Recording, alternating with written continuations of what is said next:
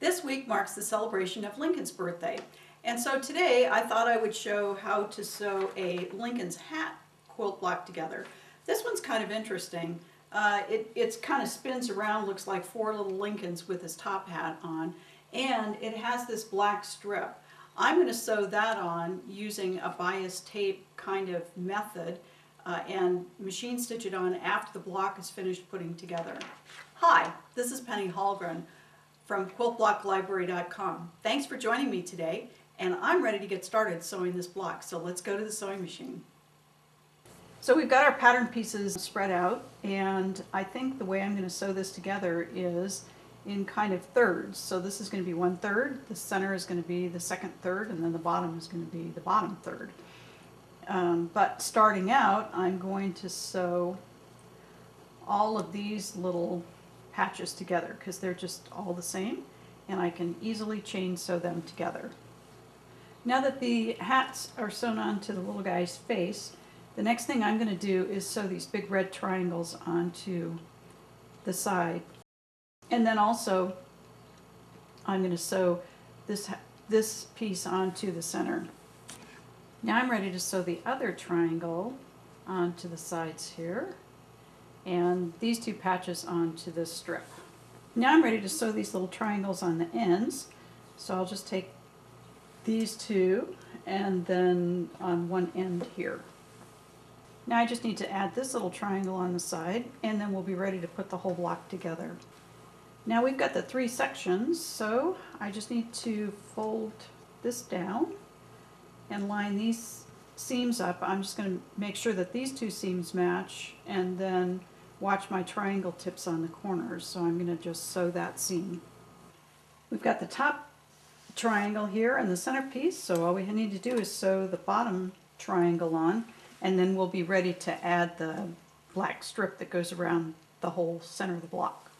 My bias tape maker is 1/2 inch wide, and I've cut my fabric so that it's 1 inch wide.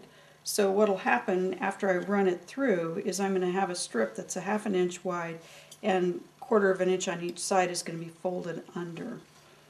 So the first thing I'm going to do is just feed my fabric into the bias tape maker. And sometimes it's easier if you cut like a little point, either a point like that or just on one side, but I like to cut a point in the center, and then you can just pull it through. If it doesn't go easily through, you can use scissors or a pin to kind of force it through. And once you see fabric coming out the other side, you can just pull it. And initially it doesn't have to be totally straight or lined up, but eventually you're going to want it to be lined up so that your 1/4 inch is on both sides evenly. So I'm just going to put my iron down. I'm using my finger, my thumb actually, to hold those in place, and I'm just going to put my iron on the end here to get it started.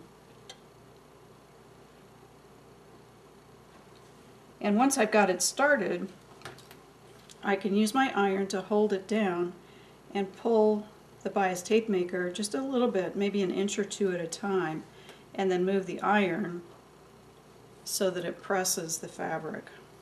Now that I have the two sides folded over on this strip and I laid it out on my block, I decided that it was actually too wide. So in order to get it to be 1/4 inch wide, what I'm going to do is just simply fold this in half and then press it.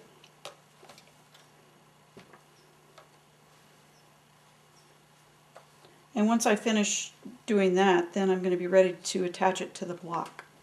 The block is all finished here, and I've got my piece of folded over fabric, which is about 1/4 inch wide. I've just folded everything inside, and it's not stitched shut. So now the challenge is to figure out exactly where I want to lay this onto the block.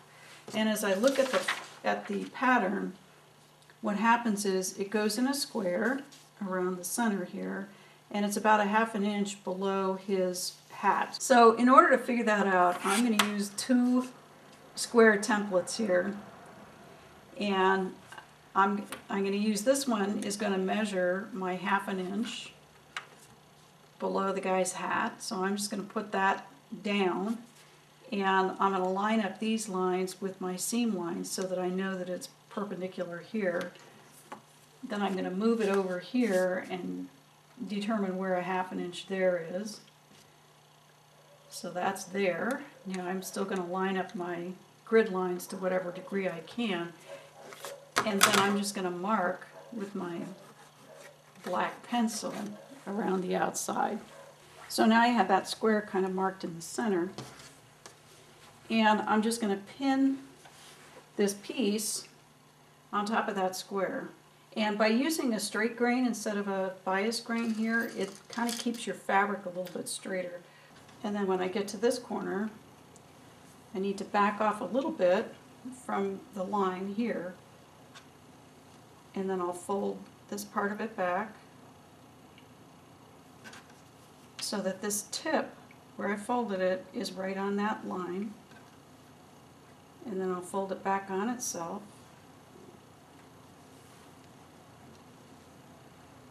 and square up the corner, and then continue on around. And then when you get back here, just make enough so that it overlaps and you can stuff both of them back inside. Our Lincoln's hat quilt block is all finished and ready for a quilt, and ready to celebrate Abraham Lincoln's birthday. So happy birthday, Abe.